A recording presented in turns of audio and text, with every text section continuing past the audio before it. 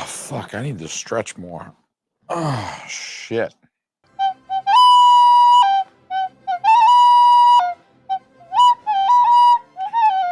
Good evening, you fucking nerds. It is I. Don't worry, I'm one of you. I can call you fucking nerd because I'm a fucking nerd. It is I, your boy, your close personal friend, your buddy, possibly even your AA sponsor. Don't tell him about this Oktoberfest. Tard Kent, the man of STEELBOOK. I am here to drink this beer. It's an Oktoberfest because guess what? It's almost October. Do you know that in Germany they do Oktoberfest in September? It makes no fucking sense to me. The seasonal creep has to end. Okay. It's happening even in Germany. But that being said, I'm here to tell you all about Arrow's hot off the press, brand spanking new, maybe by the time you see this, only a week old announcement of their new December releases. What's coming out in December of 2024 from Arrow? You probably already know, but why not listen to me yap about it for a couple of minutes, please? Okay. Do me a solid. I'm going to be more entertaining than the other motherfuckers who talked about this shit. Okay. I have funnier things to say. I'm sorry. Arrow in December, like Criterion this December, is going for quality over quantity. It's not a huge slate, at least for us here in the United States. If you're in the UK, it's a much bigger bounty, a holiday bounty. But for us here, we're getting a smaller release slate. But as I will mention in a few minutes, one or more of these titles has the entirety of the internet collectively shitting its britches. So, everybody is saying, fuck it. I don't care if we get one movie, but we're getting this one movie. And that's important. So I'll tell you all about that in my ridiculous, half drunken ramblings. Cheers to you, motherfuckers. So let's hit the UK only movies first.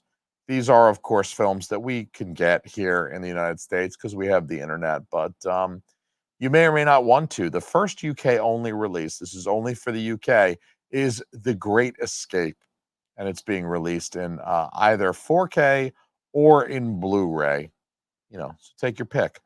But I wouldn't pick Blu-ray if I lived here in the United States, and I do live here in the United States, and so that bitch is going to be Region B locked, motherfucker. This is a classic John Sturges film starring Steve McQueen, James Garner, James Coburn, Donald Pleasance, Richard Attenborough. Fucking everybody's in this movie. Fucking your mom is in this movie. Holy shit. Cut me some slack. Okay. I don't do that many your mom jokes. In fact, I think this is my first on this entire fucking channel. So cut me some slack. Okay. But your fucking mom is in this movie. Kino released The Great Escape actually a few years ago, I think 2022 in the United States. So we have a copy, a 4K copy here in the States. And that's actually a nice budget copy if you're looking to save a few bucks. You could probably nab The Great Escape by Kino Lorber for maybe about 20 bucks used. You could probably get it pretty easily on the used market for only about 20 bucks. But if you're a really big fan of this movie, then you're going to want to import the Arrow release. This is a nice, big box set release. It's a very lush release.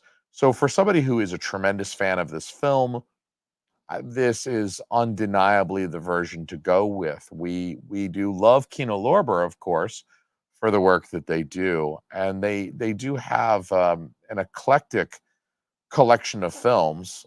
Really, Kino Lorber low key has some pretty amazing range in terms of the types of films that they will release. I mean, they'll step on Vinegar Syndrome's toes with Chuck Norris releases from the early 80s, like the fucking Octagon, but then they'll step all over Criterion and be like, fuck you, Criterion, with the 4K of Silence of the Lambs and with a 4K of The Great Escape. Clearly, like Kino don't give a fuck. They're saying yes to everything. What we do know about Kino is that you're getting a very thin, Amaray case, maybe with a slip cover, maybe not. At this point, you're not getting a slip cover on The Great Escape unless you pay for it. But you'll be able to import The Great Escape The Arrow release from Diabolic DVD or Orbit DVD should be very easy for you if you live in the States to get this. The 4K is not region locked.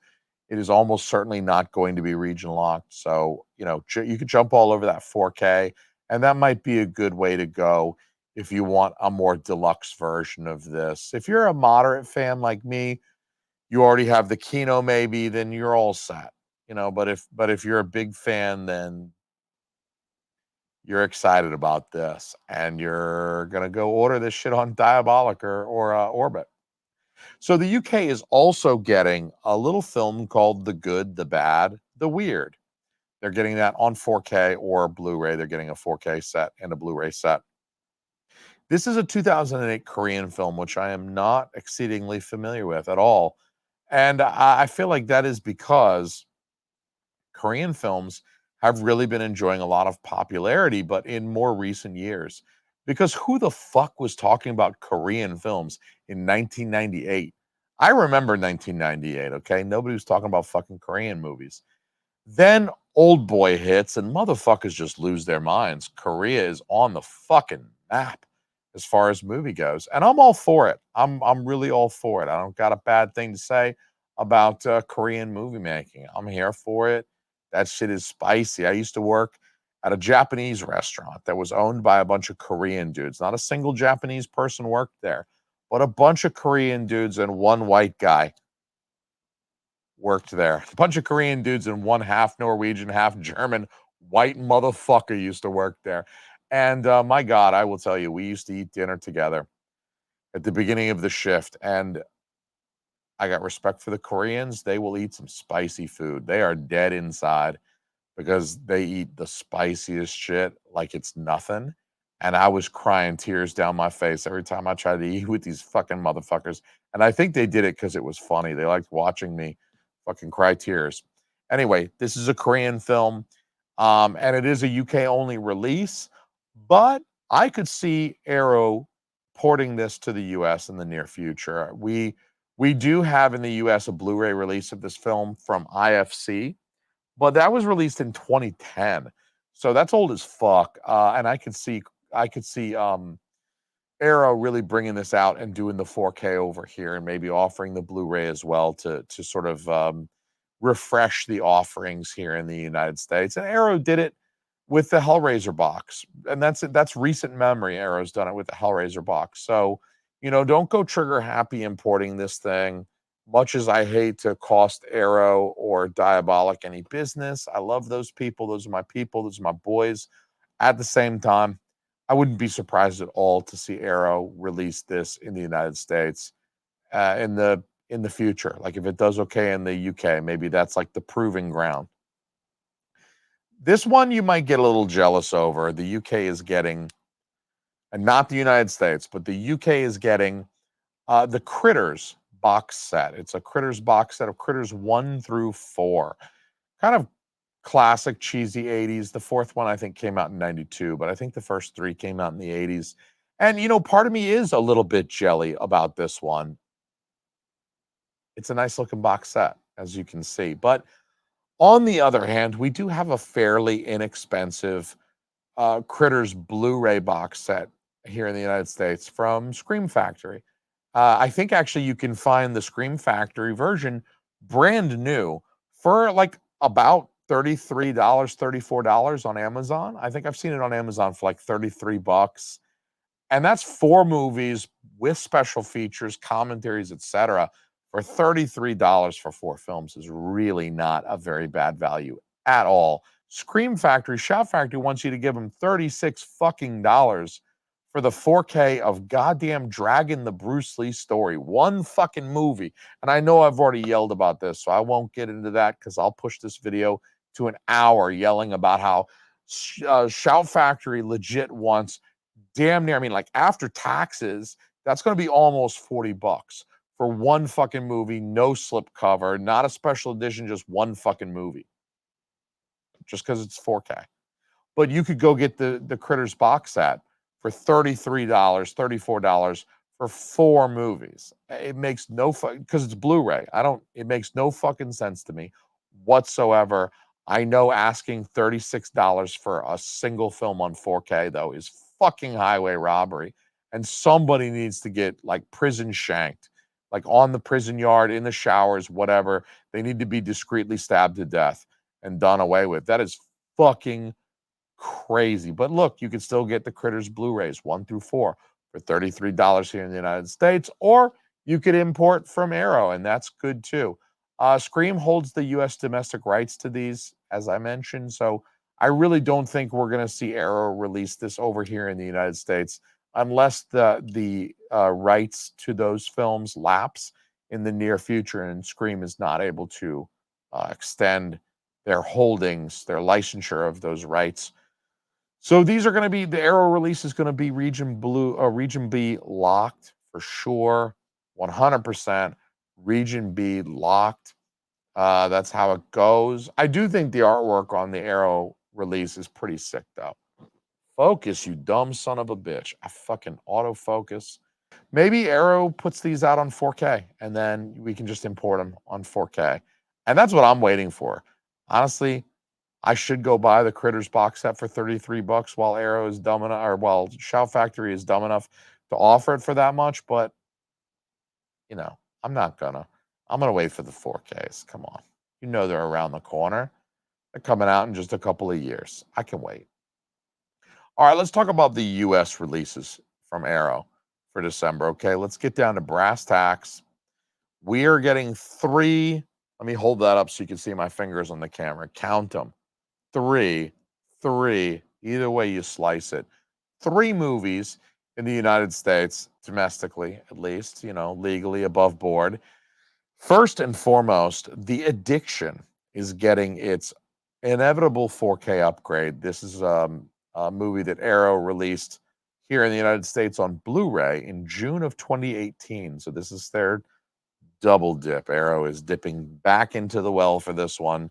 Just like last month in November, they brought us Elvira again. Every month they do this to us. Every month they bring us something that we might have been dumb enough to have bought 5 years ago on Blu-ray, and now they want us to buy it on 4K. And you might be a touch offended. It's the business model these days. It is. It's unfortunate because I feel like in 2018, y'all motherfuckers could have put this out on 4K. I was buying 4Ks in 2018. Okay. It's not like 2005. I don't blame you for not releasing it on 4K in 2005. But the shit that they're releasing on Blu-ray today, that's the shit that they're going to release on 4K in 3 years. You better believe it.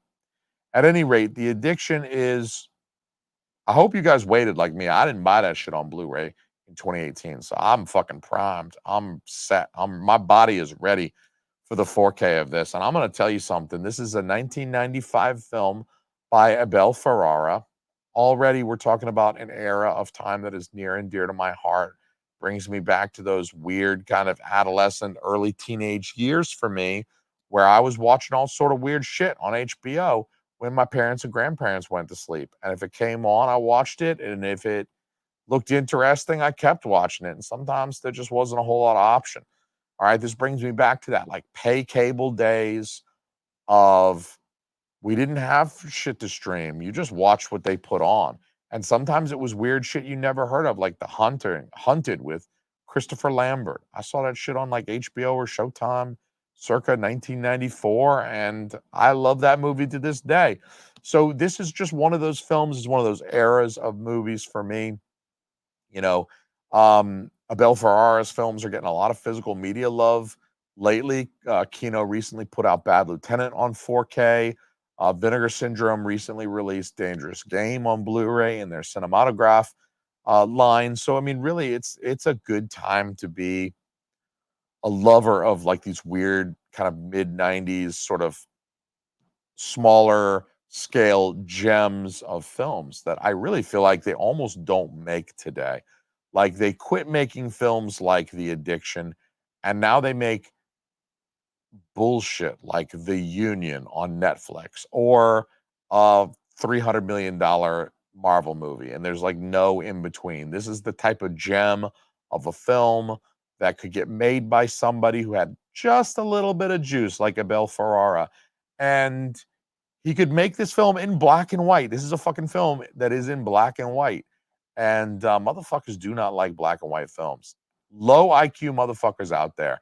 Do you know how I can tell who's got an IQ of less than 80 and who's got an IQ of more than 80? That's the cutoff. It's the 80 IQ cutoff.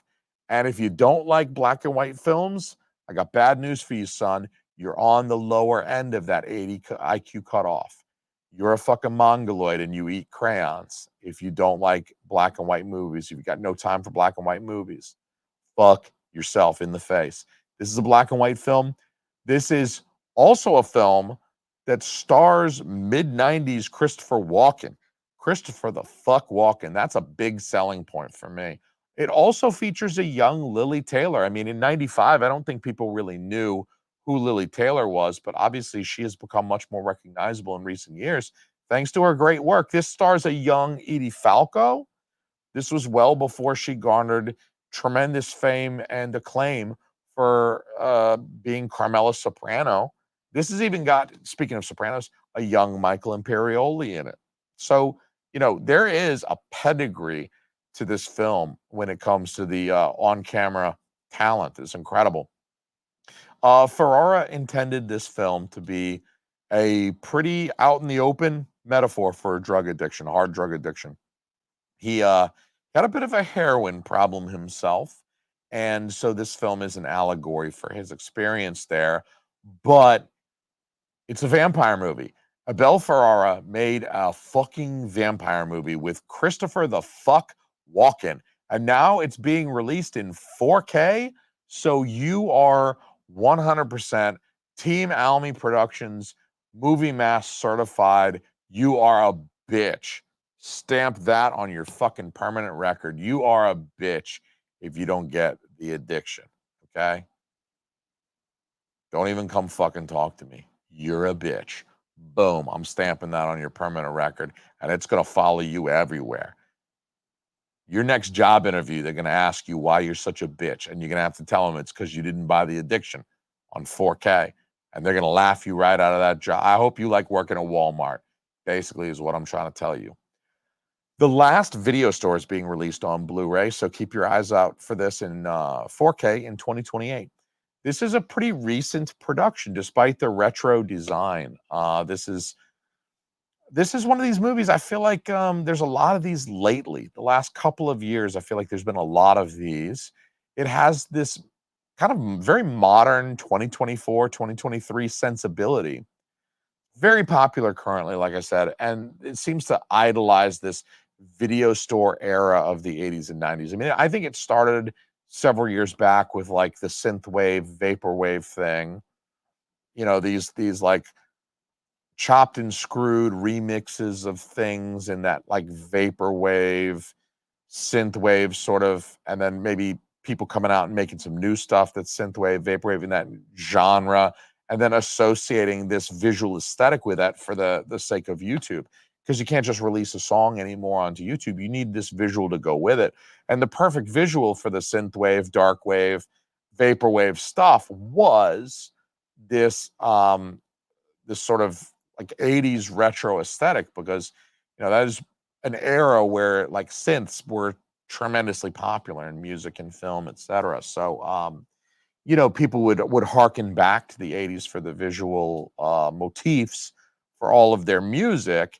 And I feel like that caught on. I mean, that got popular. Motherfuckers liked that. So, with my generation now being of age and having money, I spend money every month, almost every week, sometimes even every day on films.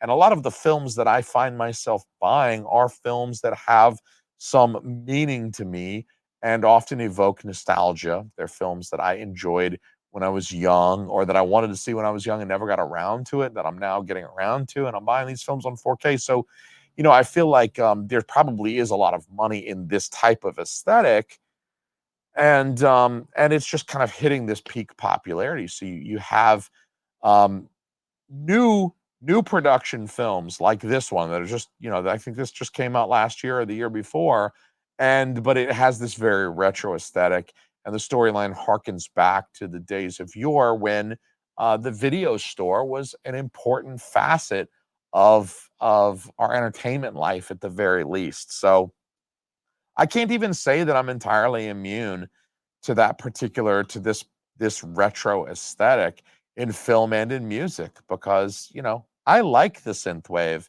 and the vaporwave aesthetic. I dig it. I think it's cool, but like I'm the target demo, I would reckon, for that. So like teenage girls and Taylor Swift, you know what I'm saying? Like shit just clicks when it clicks. So I've got fond memories of wandering VHS aisles, full of tapes and surrounded by these movies that, some of which you'd never even heard of. You're basing your selections off of cover art and the name of the film because there was no IMDb rating, there was no like Metacritic, there was no place for you to go. Like maybe your buddy or your cousin could be like, "Yeah, watch that movie, it's pretty badass." And if you took their word for it, you'd check it out. But half the time I'd be asking my mom, like, "Yo, can we rent this?" And she'd be like, "Motherfucker, you're 9 and this is rated R. Get the fuck out of here. There's titties on the box. I'm not renting this shit for you." I'm like, "What's wrong with titties?" Even now as an adult, I'm like, "Why do you object to titties? That's just a human body. It's human anatomy." I have an art degree. I drew a lot of titties in college. It's just a human body, okay?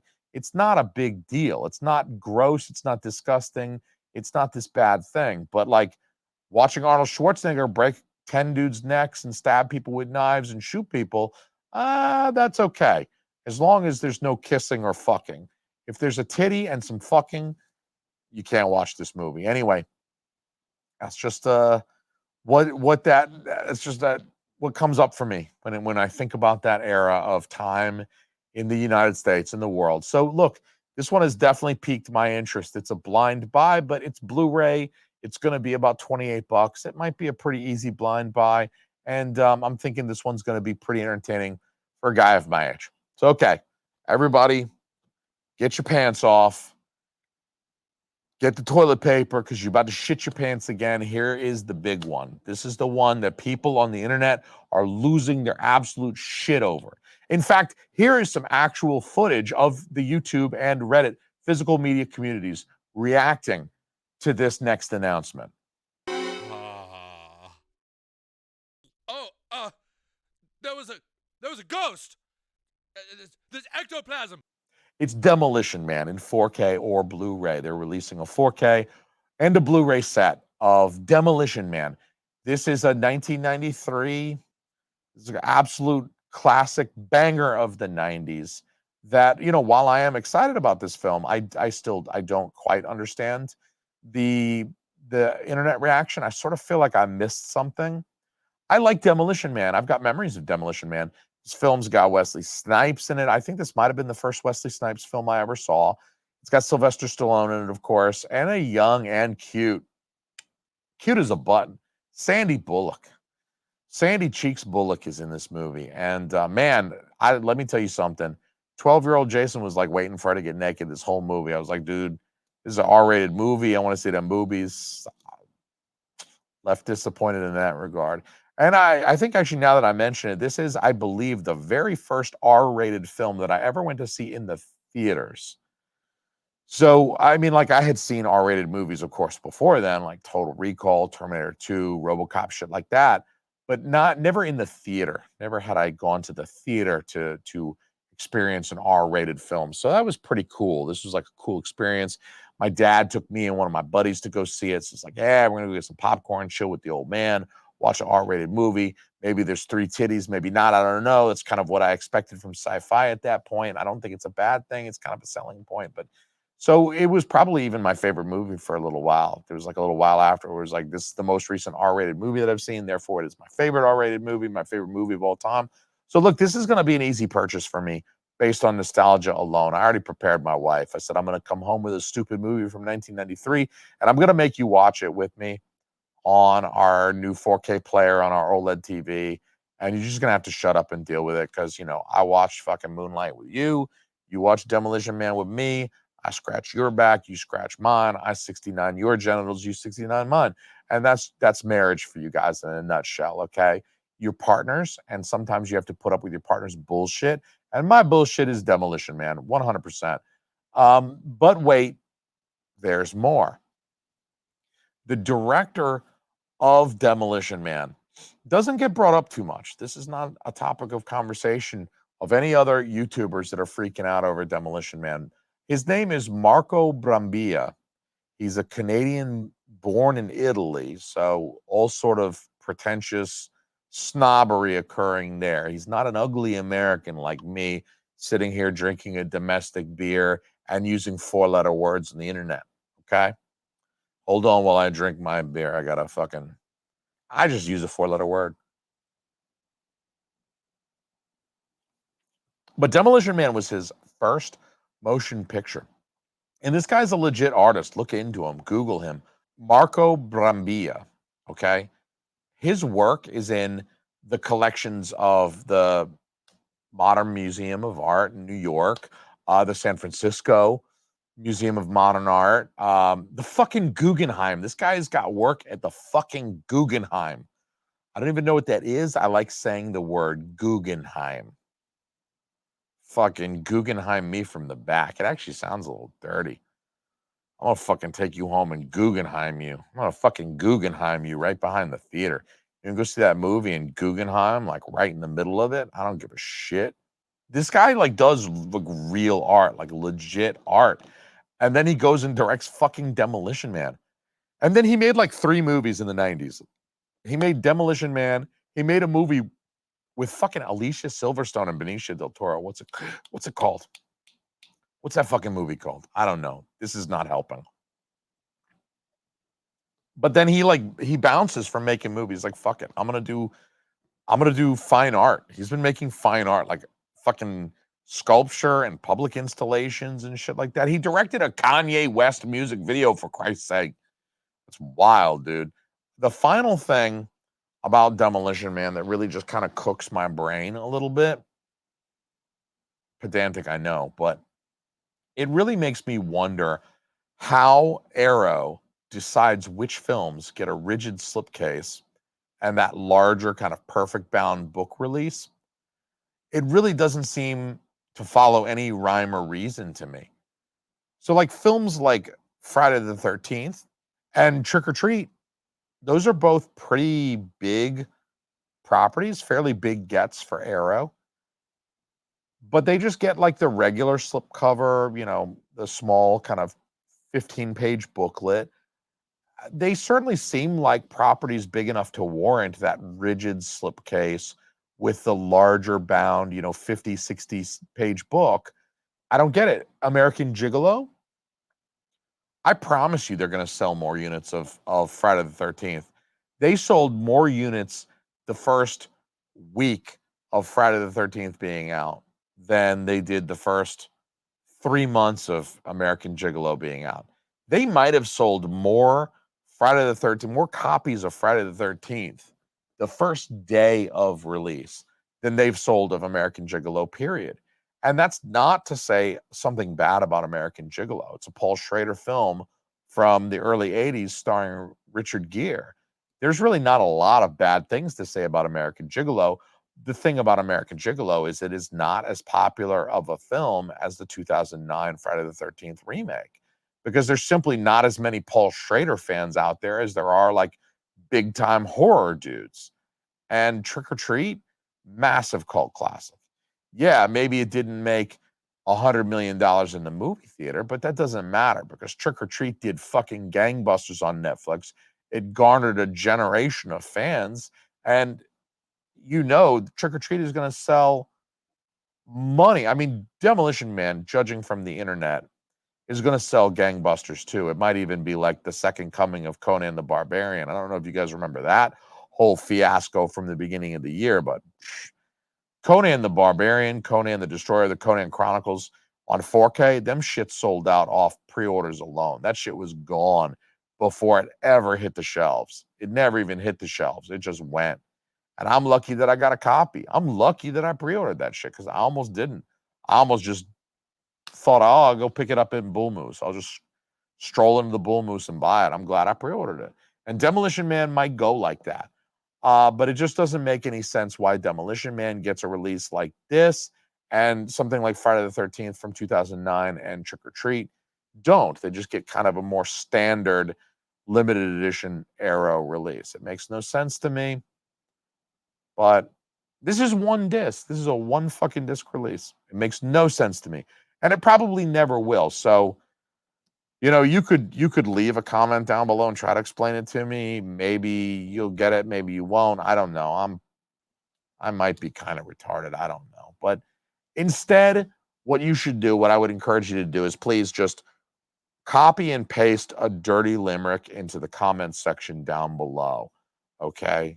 The dirtier the better, and bonus points if you can make it racist too. All right, chef's kiss. I don't know what you're buying in December from Arrow, but holla at me. I mean, I think December is going to be a fun month, and you can put some shit on your Christmas list. Demolition Man and fucking Eastern Condors. That's a fucking wild. Do some mushrooms on Christmas Day. Have your family give you Eastern Condors and Demolition Man for Christmas, right? And then, a week before Christmas, get some mushrooms. Eat the mushrooms. It's very Christmassy, trust me. Eat the mushrooms, watch Eastern Condors and Demolition Man. Let that be your double feature on Christmas fucking Day while you're tripping balls. You'll never regret it. You can come back and tell me I was right about that too, because I like hearing it. In the meantime, I'm going to drink this half-warm beer. Quit being a fucking mush mouth. I'll see you guys later, motherfuckers. Peace.